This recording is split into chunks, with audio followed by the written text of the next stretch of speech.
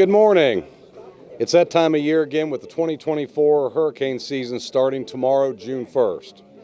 Every year since 2004, the Office of Emergency Management has kicked off the hurricane season with an exercise to simulate real-time reaction if a storm were to hit Seminole County. That's what's going on around us and behind me right now. This exercise is important. It's not a matter of if, it's a matter of when we'll have a storm hit Seminole County. Just as we're preparing here today, we encourage every resident to also prepare. Florida's disaster sales tax holiday begins tomorrow on June 1st and runs through June 14th. Residents should also prepare and take the opportunity during this tax holiday to stock up on items such as flashlights, tarps, batteries, and other supplies during this tax-free season. While our households are our own responsibility, I always know that Seminole County is in good hands with the disaster preparedness with Alan's team here at the Emergency Operations Center. For more on how Seminole County has spent the past year preparing for this hurricane season, Mr. Alan Harris, Director of Emergency Management. Thank you, Chairman. As the Chairman mentioned, we are holding an exercise just like we have for the last 20 years, starting in 2004. Before 2004, that catastrophic season where we had 3 hurricanes hit our county, we had done exercises every few years, but very much found it important to do it every year. Behind me, there are organizations, partner organizations from the Seminole County Sheriff's Office, Florida Department of Health, Duke Energy, Florida Power and Light, our 7 cities, and multitudes of other agencies that respond here to the Emergency Operations Center during a disaster, as well as representatives that are in the field. We also have representatives from numerous departments inside of the county, including the fire department, resource management, economic development, environmental services, community services, and many more. Today, over 600 injects will come here to the Emergency Operations Center. You can hear the phones ringing behind me. When the injects come into the EOC, the Emergency Operations Center, the individuals behind me have to act on those injects. That may mean calling up teams, that may be looking at contracts, looking at agreements, partner organizations, making sure that everybody's ready to go, even to the point of going out and looking at generators and variable message boards and other types of equipment that would be used during this event.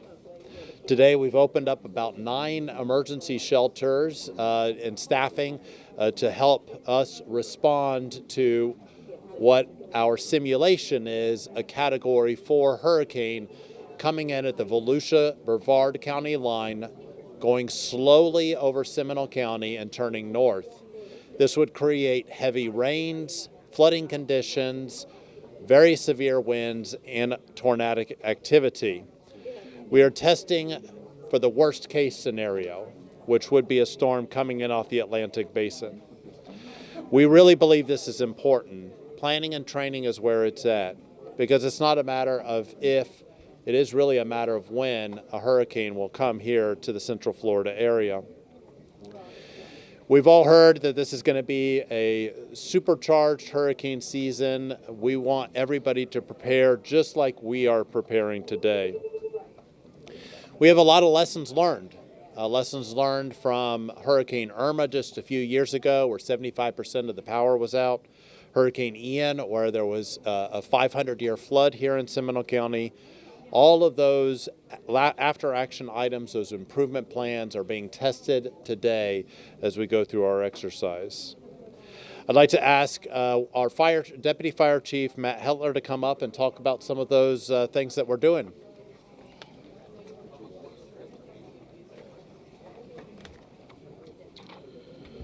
Good morning. The Seminole County Fire Department is ready to serve.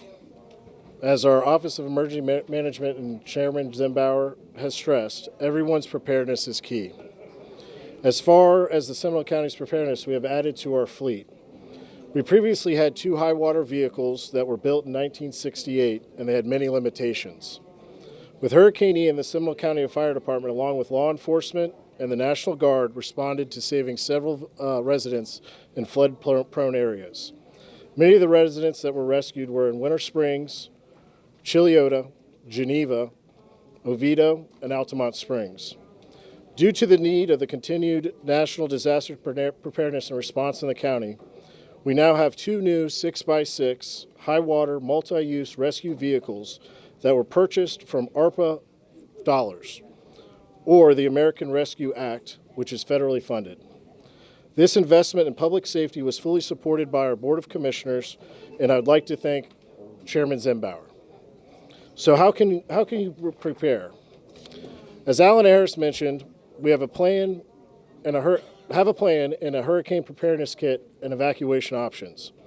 From a public safety standpoint, if you are advised to leave your home, especially those in mobile homes, please do so.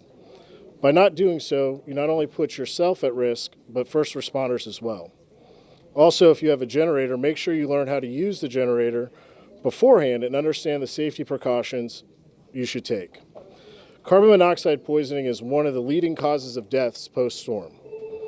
If you are evacuated, make sure that you elevate valuable items up off the floor within your house in case of flooding. Secure outdoor items such as lawn furniture, grills, hanging plants, trash cans, or move these items inside. Close and lock all your doors and windows. Turn off lights and appliances. Turn off water, gas, and electricity if instructed to do so. One important tip is if the power goes out and your stove is still on, be sure to turn the stove off. Sometimes when the power is restored and the stove is still on, it could cause a house fire without residents being there. Also make sure to check on your neighbors, especially those that are disabled or elderly. All of these are just some basic tips from the fire department, but you can go to prepareseminole.org and it'll give you all the information you need. I'd also be remiss if I didn't remind everyone that we still have a burn ban in place. Our firefighters have been fighting numerous brush fires over the past week, and we appreciate your We appreciate your partnership, and stay safe and prepared.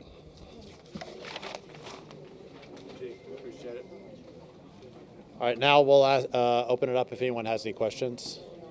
You mentioned lessons learned from Hurricane Ian. Can you talk about how the county has recovered since then and how that makes you better prepared for a season like this where we have this outlook? Yeah, so for Hurricane Ian, we learned quite a few things. One of those was points of distribution. We need to put food, water, tarps, other types of commodities in areas that may have a challenge getting to certain locations. So we now have a hub and spoke model here in Seminole County, so that's just one of the lessons learned. We're in the process right now of mitigating some homes as well, elevating them off the floodplain, stormwater systems being upgraded because of the historic floods that we experienced during Hurricane Ian. Contracted services with some medical service agencies as we enhance in the community medical services holistically. More people are going home with vents and trachs, and we saw that during Hurricane Ian. People that live very comfortably inside of their home, now they have vents and trachs and other types of medical apparatus that they need to have power, and they want to go to an emergency shelter. So making sure that we have ample nursing staff and ample power there to accommodate those enhanced medical conditions is also something that we learned over the last couple hurricanes. I was talking about mitigation projects. Sure. Can you talk about the status of some of them? I know there was a lot of creek clear-outs that were happening and erosion projects as well. Yeah, so during Hurricane Ian, that was basically a 500-year flood. So you can actually go on Lake Howell G Creek in Howell Creek, and you can actually see where the creek has adjusted itself.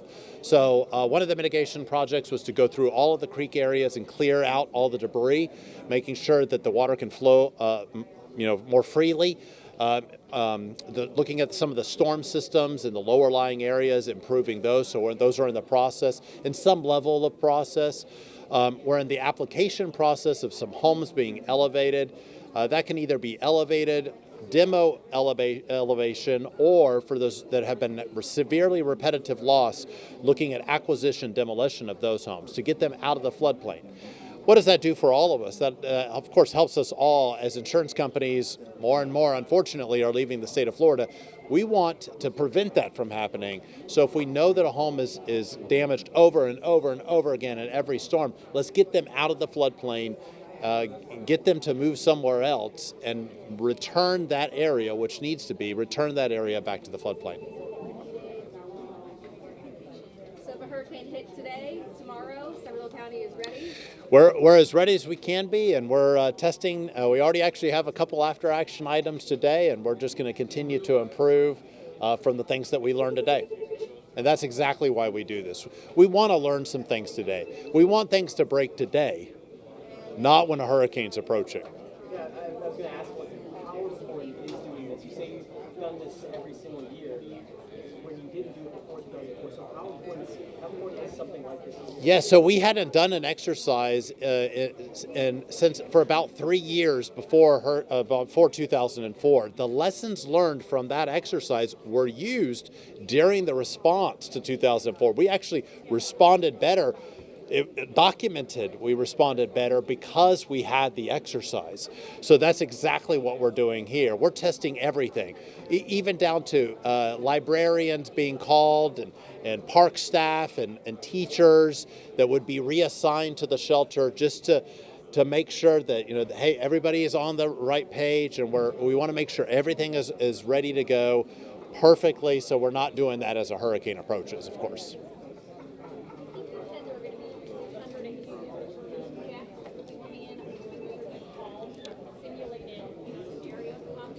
Yeah. Sure. So the simulations that come in here, some simulations are real events that have happened in past hurricanes. For example, ESF 17, which is sitting right here, our animal services folks, they may have already gotten or they're going to get, so I'm going to tell them something they may not have gotten yet, but as we had in Hurricane Ian a small farm that had many horses that were that were getting flooded.